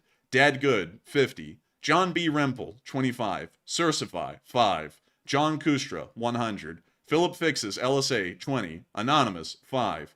Enforcer for President, 100. Racedog, 20. Anonymous viewer, 65. Junebug, 72, 20. Anonymous viewer, 20. Tank 2, 20. Wyatt Logan, 5. Nova Stardust, 70. The Mr. Anderson, 50. Value Radar, 25. Anonymous viewer, 20. Steve T, 20. Old Buzzard, 20. Jason Carpenter, 5. William Clyn, 50. Cliff H, 50. Rockwell Kronk, 100. John Clark, 5. Stuart Young, 5. Anonymous viewer, 20. John Hiveling, 20. The Urban Ghost, 5. Axel K, 50. Paramecium 13, 72. Anonymous viewer, 5. Sarah A, 5. Thomas Kreuger, 5. Fred Von Hess, 100. Anonymous viewer, 50. Anonymous viewer, 20. Rangers Rule, 10. Detal 65, 5. Anonymous viewer, 50. Murray Peacock, 50. Alchemist 251, 20. Rick Hollander, 10. Joe Little, 300. Anonymous viewer, 25. Gary Moore, 50. Non-Theist in California, 20. Marcia Tucker, 20. George Tensher, 20. Anonymous, 5. Max Dirk, 20. Anonymous, 50. Anonymous, 5. Skip Tracer 007, 50. Roman Navarro, 20. Value Radar, 125. Jorge Lopez, 50. Norman Olson, 20. Steelworks Films, 100. Maria, 20. And 4153, 20. Anonymous Viewer, 150. C-Fay, 50. Jordan Koch, 100. Tom S., 100. Anonymous Viewer, 50. Jim 1955, 20. Tom Exman, 20. Chase Maddie, 5. Anonymous Viewer, 20. Ed Olson, 100. Dallas Borica, 5. Neil Vizanot, 5. Anonymous Viewer, 5. Herd of Corgis, 1,000. Aaron Shu, 107. Robert Jackson, 50. Hal Rose, 3,333. Jeanette Littlehall, 5. Born in Ukraine, 5. Renee Love, 50. Clone, 20. Anonymous Viewer, 20. Jeeping with a Lazy Turtle, 5. Zach G, 50. Robert Harrington, 20. Valium, 25. David Bradley, 10. Dave Russell Smith, 20. Paramecium 13, 6. Patrick Mills, 50. Mr. S, 20. Anonymous Viewer, 20. John Spruitt, 20. Don Edwards, 50. Evanescent Wave, 20. James Hughes, 400. And stand by. It just lost my place because it moved it down. 1 second, everyone. Good lord, there's actually a lot of these. The 060172, 20. ASV, 175. Mike Smith, 50. Mandy Carroll, 50. PR Beck, 50. Epic Trains Canada, 20. Todd Moore, 5. Stephen Malek, 50. Mark Young, 50. Anonymous Viewer, 20. Turbo Wolf 9 million, 50. 42 Zooter, 20. Eddie Espinoza, 5. Bob Bentley, 5. The Enforcer, 30. LSA Sergeant Figment, 20. Anonymous Viewer, 20. Anonymous Viewer, 20. Superbonker 9000, 50. Anonymous 20. Axel K, 50. Butchie 777, 50. Anonymous Viewer, 20. The President's Daycare, 5. Anonymous Viewer, 1. CA Lags, 20. Sign Fine Belly, 5. Edward Brady, 5. BC Skyman, 50. Anonymous Viewer, 5. Stephen Lucas, 20. Anonymous Viewer, 5. Asterisk _ asterisk, 13. Anonymous Viewer, 50. Anonymous Viewer, 20. Rotormax, 20. Doris Taylor, 50. Anonymous Viewer, 100. Anonymous Viewer, 20. Anonymous Viewer, 20. S, 50. Anonymous Viewer, 5. Anonymous Viewer, 20. Anonymous Viewer, 100. Nicholas Condor, 500. Anonymous Viewer, 20. Anonymous, 5. Terrence Custer, 5. Herbert Leta, 50. Anonymous Viewer, 160. Norwegian Kroner. And Indy Andy, 4C, with a 20. That was every single person who threw in any support to the fundraiser tonight. And I've got to tell y'all, it is absolutely amazing to know that we were able to thank each and every one of y'all personally tonight for making this channel possible, and not only that, helping these fundraisers to do what they do. Every single one of y'all that we called out, many of y'all have been here on this channel for almost the entirety of the 2 years that we've been running. And I have to say that I'm honored and humbled to know that so many of y'all have found this to be the channel that y'all will get the news from each and every single day. This is something that means a lot to me. And I also have to thank Firefly1873, who just threw in a 20 to make sure that we name off every single person who supported tonight.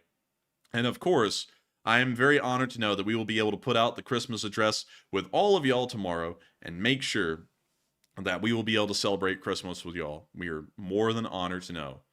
And I honestly am at a loss for words right now. But nevertheless, thank you all so much once again for watching. Good night. Good luck, take care, stay safe, and of course, Slava Ukraini, and long live the Leaf Spring Army. The Leaf Spring Army sends its regards. The Leaf Spring Army will never die. And of course, make sure to put an LSA in the chat as we round the stream out. Good night, everyone, and take care.